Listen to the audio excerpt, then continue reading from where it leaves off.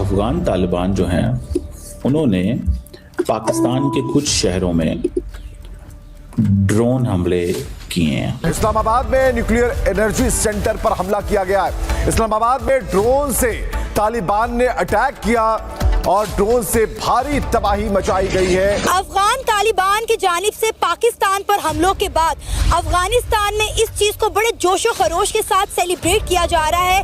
इस वक्त अफगानिस्तान में जश्न का समा है। वो अफगान तालिबान जो पाकिस्तान के बॉर्डर पे आकर पाकिस्तान पर हमले कर रहे हैं और पाकिस्तान की आर्मी को टारगेट कर रहे हैं, उन्हें वापस जाने पर अफगानिस्तान में फूलों के हार पहनाए जा रहे हैं।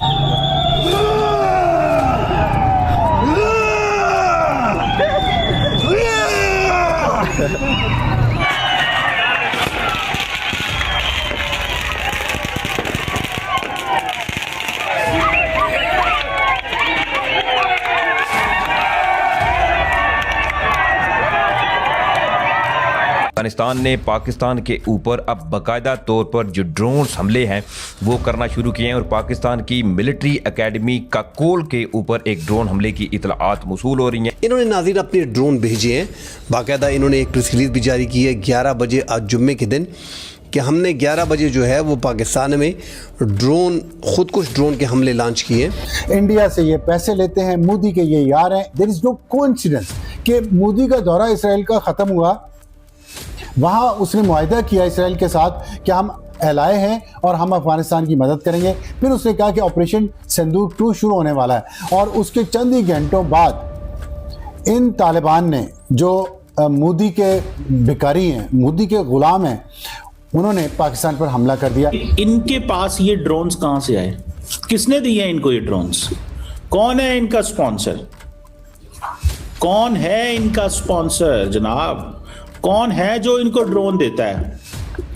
हम तो ये जानना चाहते हैं ना, कौन है जो इनको ड्रोन देता है?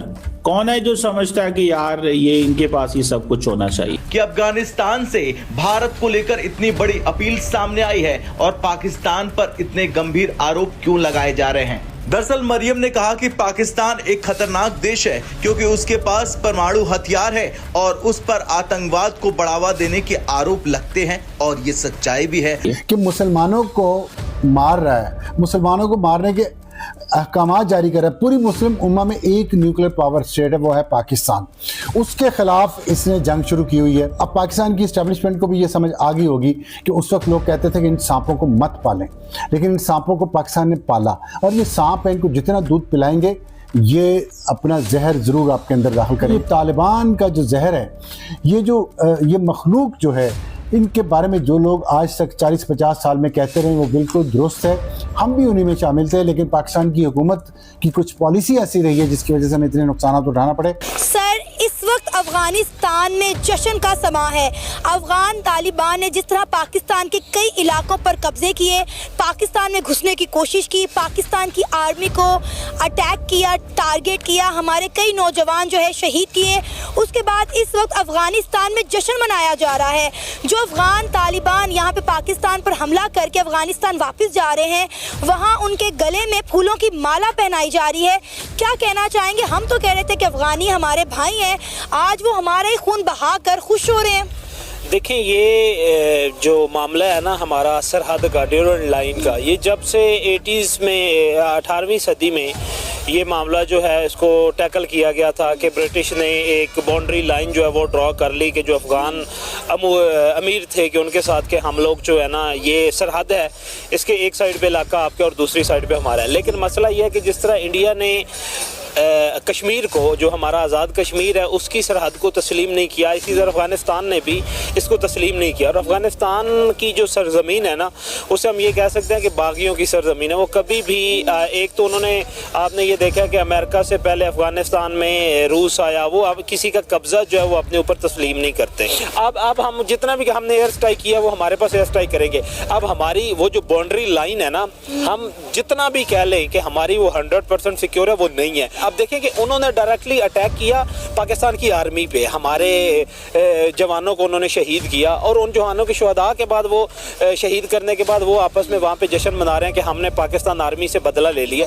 बेसिकली ये मसला ये है कि आप ये कह लें कि मुखालफत है, या आप ये कह लें कि आर्मी से आप सख्त अल्फाज इस्तेमाल करें तो वो लोग जो है इस ऑपरेशन की वजह से या बॉर्डर मिस मैनेजमेंट की वजह से कुछ लोग जो नफरत करते हैं वो लोग ये सारा क्योस जो है वो पैदा कर रहे हैं। पाकिस्तान और अफगानिस्तान जो है ना, इनकी बाउंड्री लाइन, ये दोनों मुल्क जो है उस बाउंड्री लाइन पे जंग अफोर्ड नहीं कर सकते। सर, पाकिस्तानियों का कहना है कि इंडिया की सपोर्ट की वजह से, इंडिया के उकसाने की वजह से आज अफगानी हमारे खुले दुश्मन बन गए हैं और पाकिस्तान और इंडिया की दुश्मनी से ज्यादा बढ़ के अब अफगानिस्तान और पाकिस्तान की दुश्मनी कंसीडर की जा रही है, क्योंकि जब पाकिस्तान ने मंगल के रोज अफगानिस्तान पर एयर स्ट्राइक की थी जिसके नतीजे में हमने कहा कि हमने दहशतगर्दों को मारा है, लेकिन अफगानियों ने बोला कि भाई यहाँ पे तो 46 सिविलियन मारे गए हैं और उन्होंने पाकिस्तान को तभी वार्न किया था कि भाई हम आपकी इस कार्रवाई का भरपूर जवाब देंगे और 24 आवर्स के अंदर वो 15,000 अफगान तालिबान असले के साथ बॉर्डर पे पहुंच गए हैं और कहा जा रहा है कि सारा कॉन्फिडेंस जो है